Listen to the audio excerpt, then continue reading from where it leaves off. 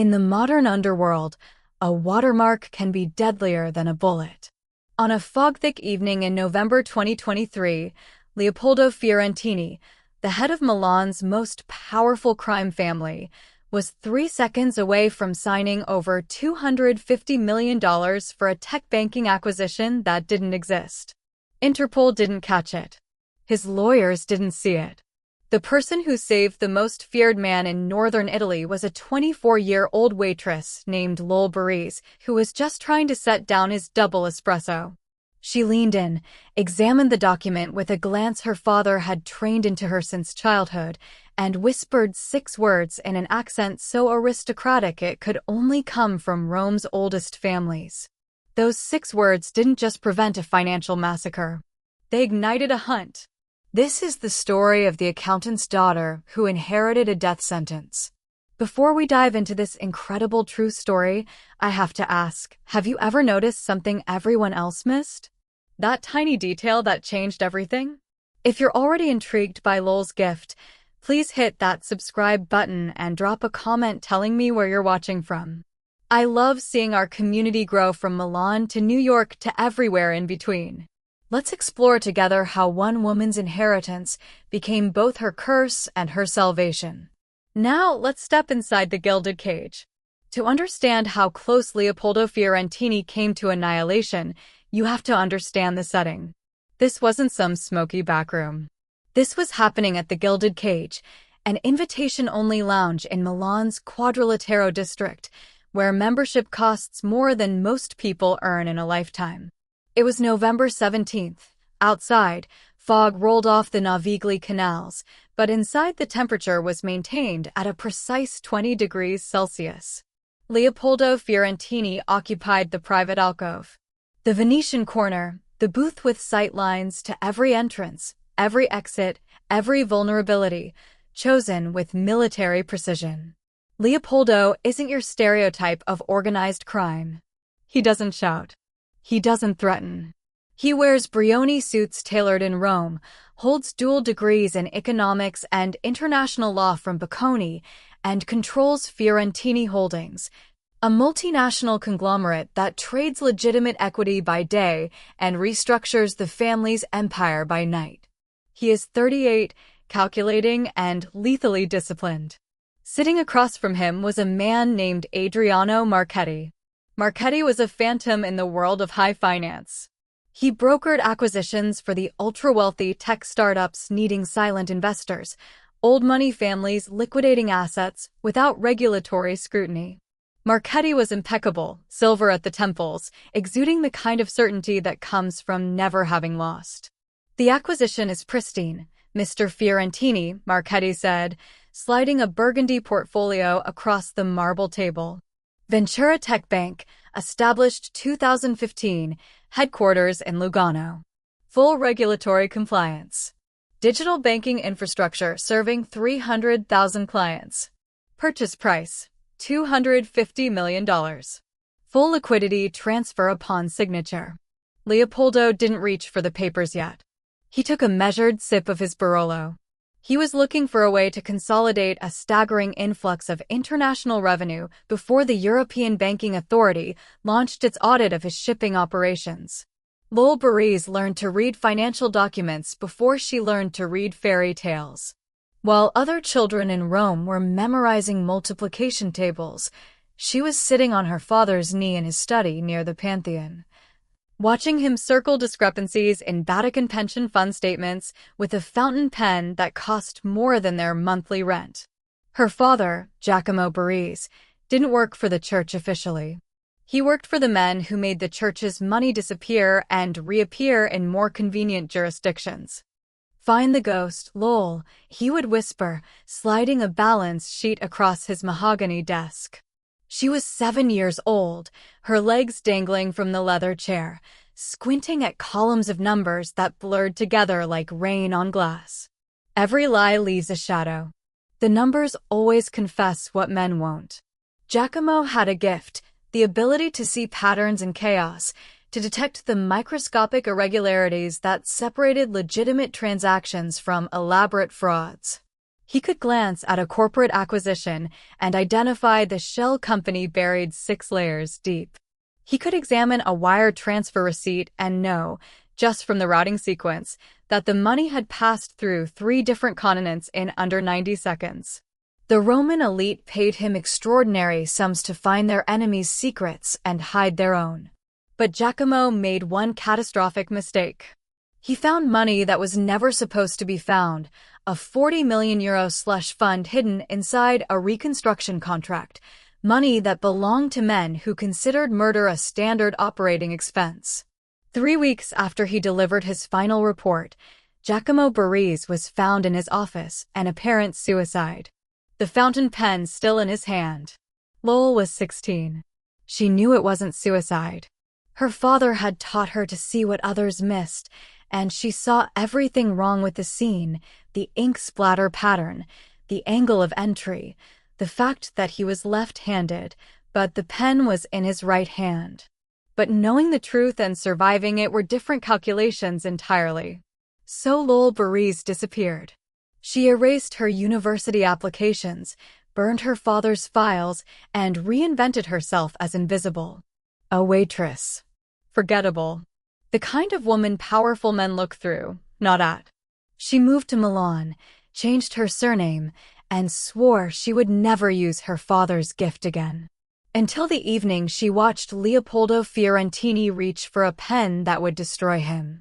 The black Mercedes didn't take her to the canal. That was Lowell's first surprise. Instead, it delivered her to a converted warehouse in the Porta Romana district, the kind of building that appeared abandoned from the street but hummed with climate control and surveillance infrastructure. Leopoldo's security chief, a compact man with Serbian military tattoos, escorted her through 3 locked doors before leaving her alone in what looked like a corporate conference room. Leopoldo entered 2 minutes later, carrying a leather briefcase and an expression that revealed nothing. "Sit," he said. "Not a request." Lowell sat.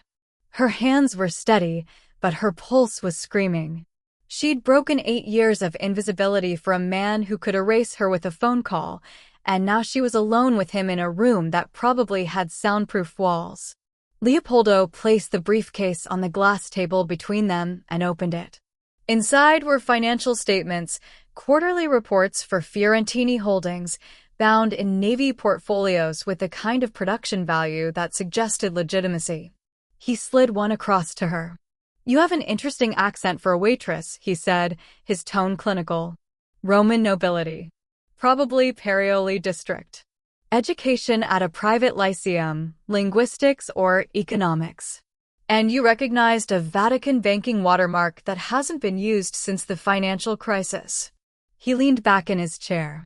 "So before I decide whether you're the most valuable person I've met this year or a very sophisticated assassin, I'm going to give you a test." He checked his watch. "A Patek Philippe that cost more than most apartments. You have 10 minutes to find a flaw in those books. They've been audited by 3 separate firms.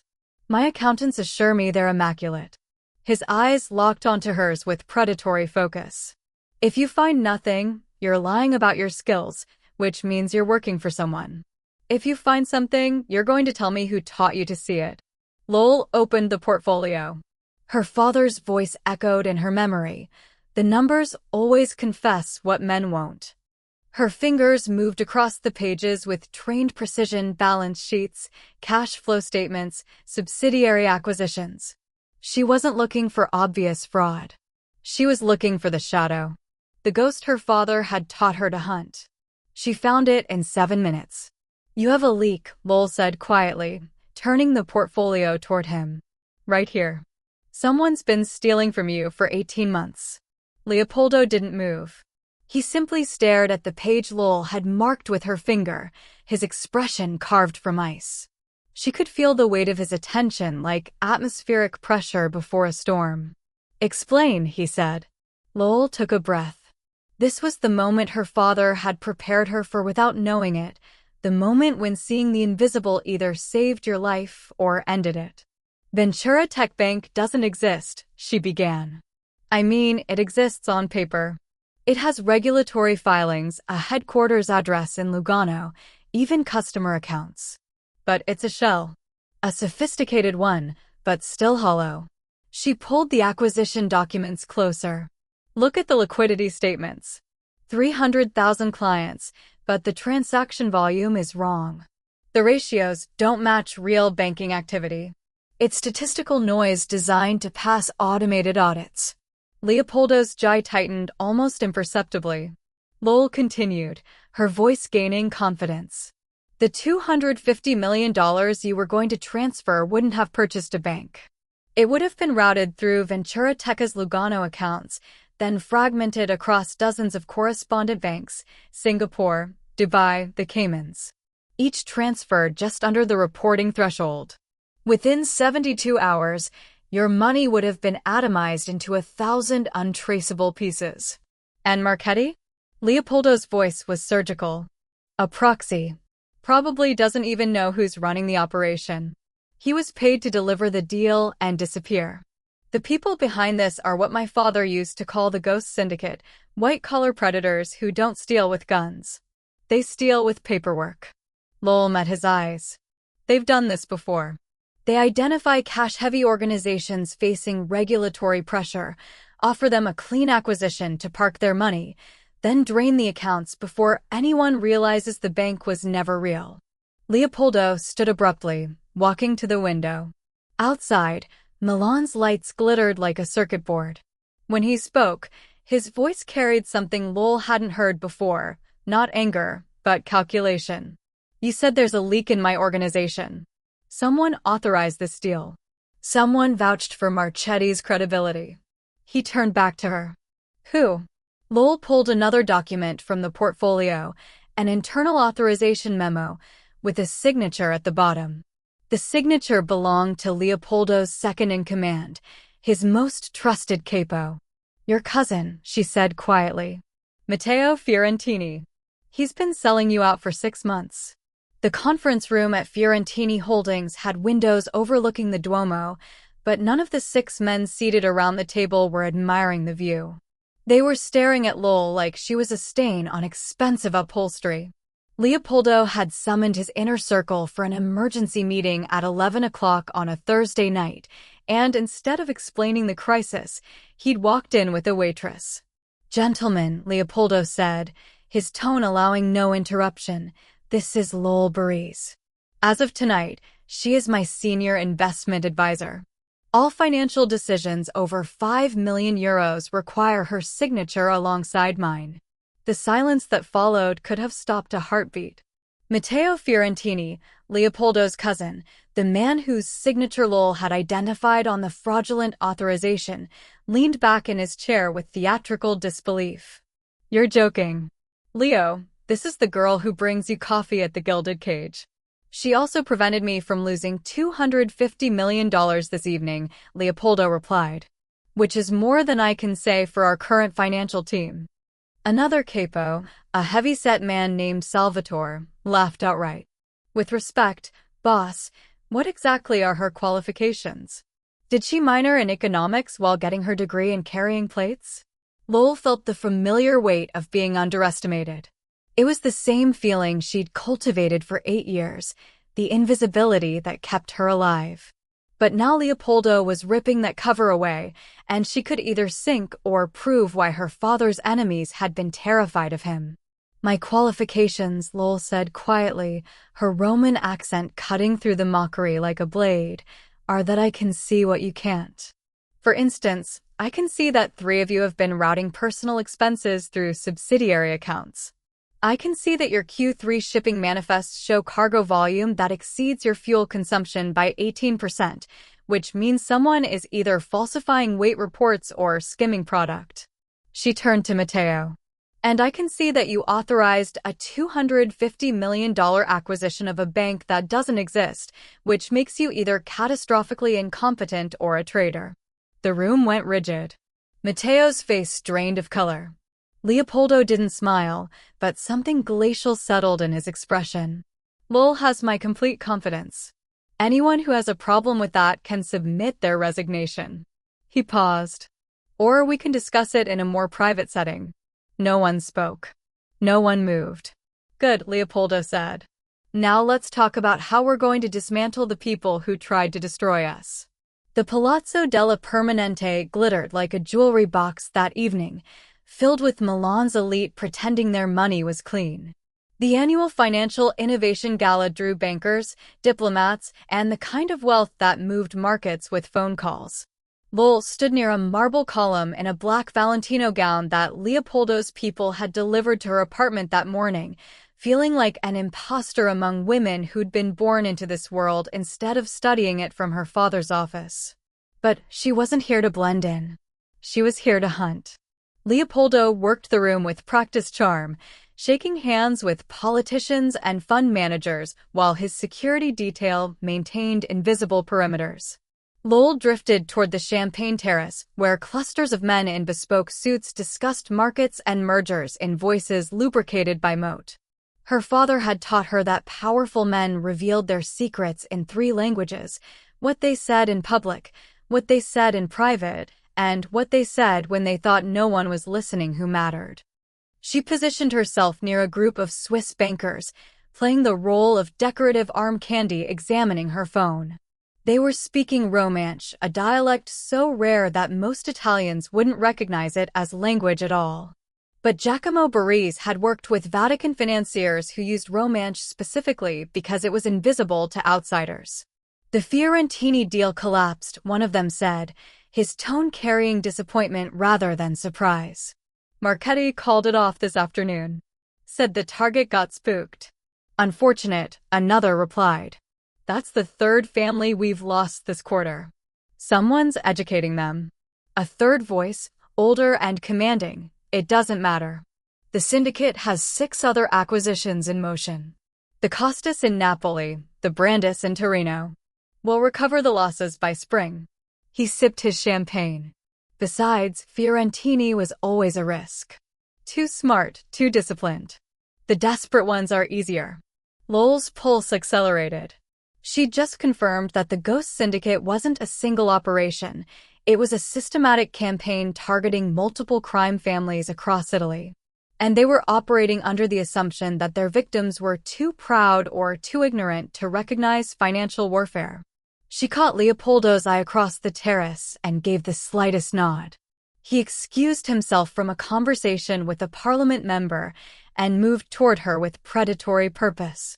I need a pen and paper, Lowell whispered when he reached her. I just heard them name their next 6 targets.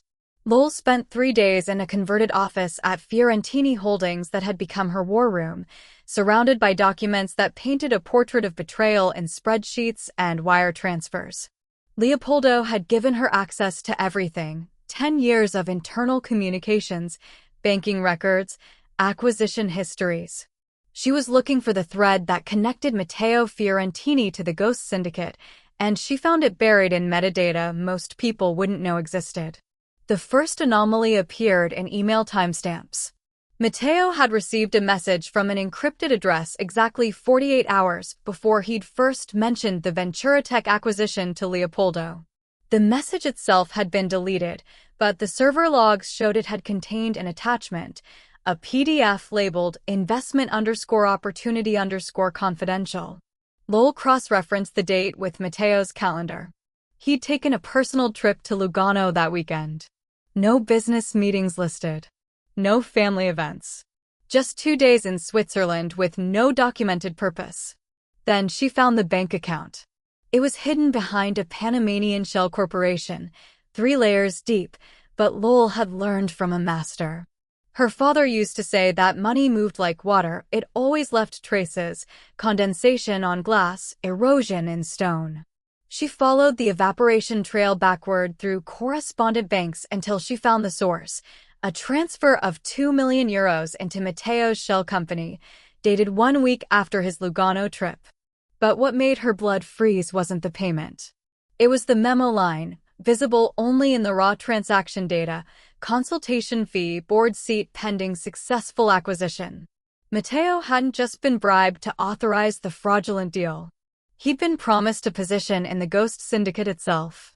He was meant to escape the Fiorentini empire before it collapsed, taking a seat at the table of the organization that was systematically destroying families like his own.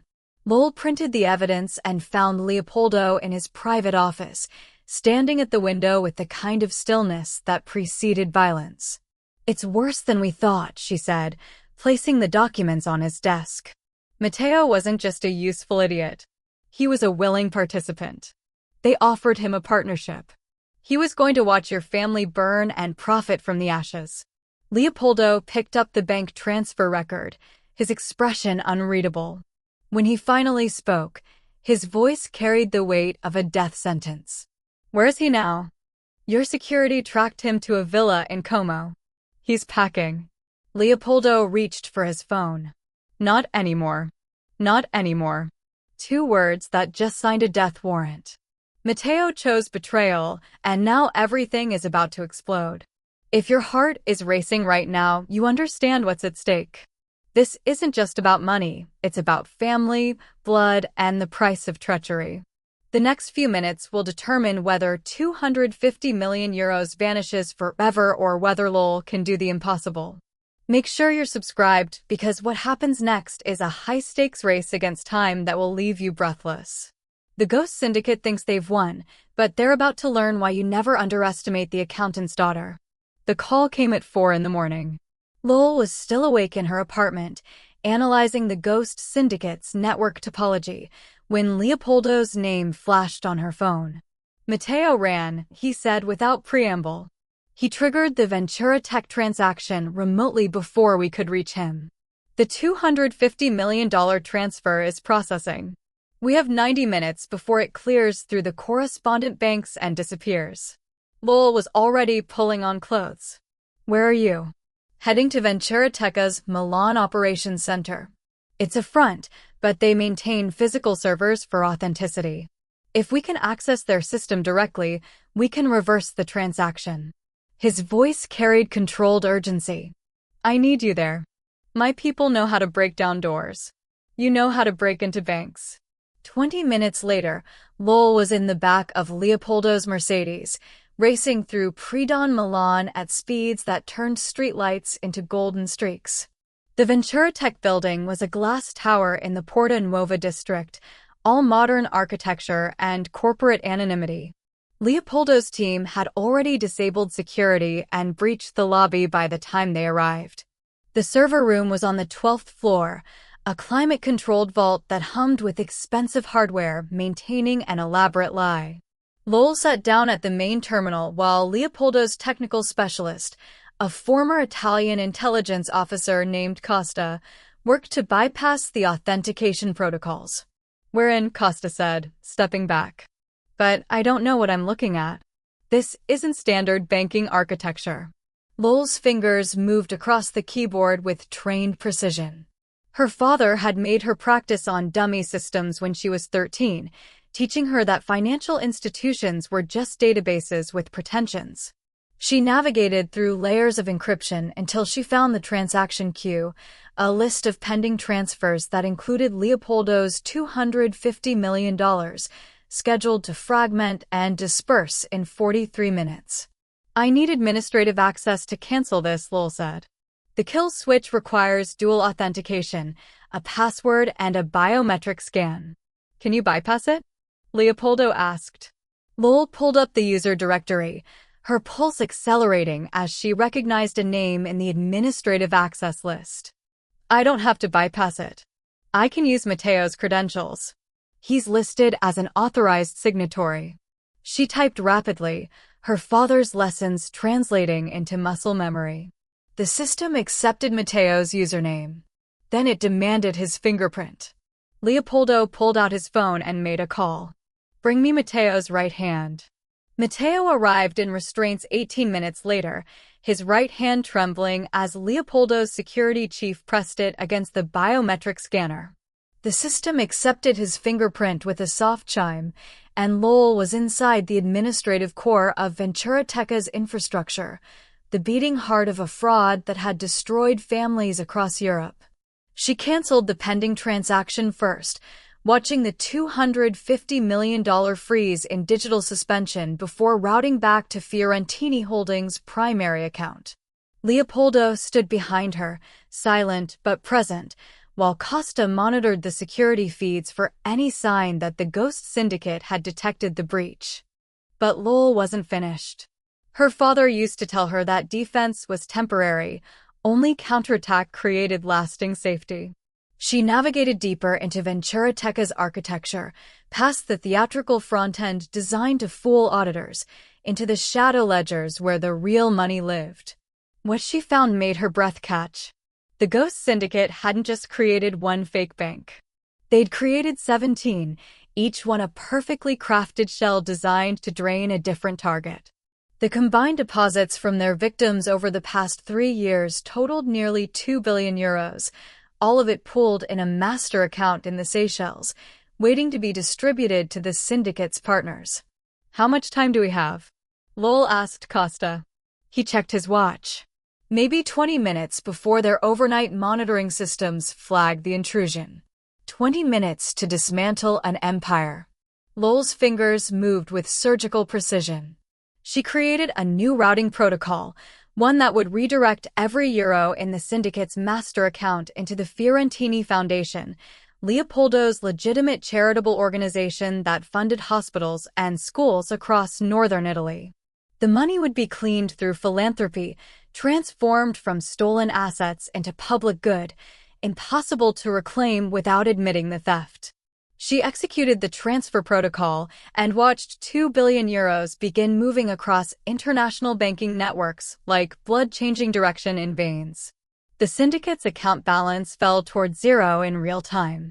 "It's done," Lowell said quietly. "They're bankrupt. Every family they targeted will receive compensation through the Foundation's distribution network. And the Ghost Syndicate just funded its own extinction." Leopoldo placed a hand on her shoulder, the first time he'd touched her with something other than calculation. "Your father would be proud." Lowell stared at the screen, watching numbers that represented lives saved, empires protected, justice delivered in the only language predators understood. "He taught me to find ghosts," she said. "You taught me to kill them." 3 weeks after the Ghost Syndicate collapsed, Lowell received a formal invitation to dinner at Leopoldo's private estate in the Brianza Hills north of Milan. The villa was Renaissance architecture wrapped around modern security, the kind of property that had survived centuries by adapting to each new age. She arrived at sunset, wearing the same Valentino gown from the gala because it was the only piece of clothing in her wardrobe that belonged in a place like this. Leopoldo met her in a library that smelled of leather and old money. He was holding 2 glasses of Brunello, and for the first time since she'd met him, he looked something other than calculating. He looked almost human. "The Foundation distributed its first round of payments yesterday," he said, handing her a glass. 47 families across Italy received compensation for losses they didn't even know they'd suffered. The financial press is calling it the largest act of organized philanthropy in Italian history. He paused. "They have no idea it was funded by the people who tried to destroy us." Lowell sipped the wine. It tasted like velvet and violence. "Matteo?" she asked. "In a monastery in Calabria. He's alive, which is more mercy than he deserved, but he'll spend the rest of his life praying for forgiveness he won't receive." Leopoldo set down his glass. "I didn't invite you here to discuss my cousin." He walked to his desk and retrieved a document, a single page of heavyweight paper with the Fiorentini Holdings letterhead. He placed it in front of her along with a fountain pen that looked startlingly similar to her father's. "Chief Financial Strategist," Lowell read aloud. "Full signing authority on all corporate transactions. Seat on the executive board. Equity stake in the holding company." "You saved my empire," Leopoldo said. "Now I'm asking you to help me build a better one. Not just protection from thieves, but expansion. Legitimacy. The kind of transformation that takes generations." His eyes locked onto hers. "I need someone who sees what others can't. Someone who inherited brilliance instead of just inheriting money." Lowell picked up the pen, feeling its weight. Her father had died because he'd found money that was never meant to be found. But maybe the lesson wasn't to hide from her gift. Maybe it was to choose who she used it for. She signed her name in the family she'd chosen. And with that signature, Lowell chose her destiny. What an absolutely incredible journey we've witnessed together, from a girl learning to read fraud on her father's knee to a woman who just redistributed €2 billion from predators to their victims. If you loved this story, please hit that like button and subscribe for more tales of brilliance, revenge, and redemption. Turn on notifications so you never miss an episode. And I have to know, what was your favorite moment? When she spotted the fraud? The server room heist? Or this final transformation? Comment below and let's discuss. Your engagement means everything to this channel. Thank you for being here. See you in the next story.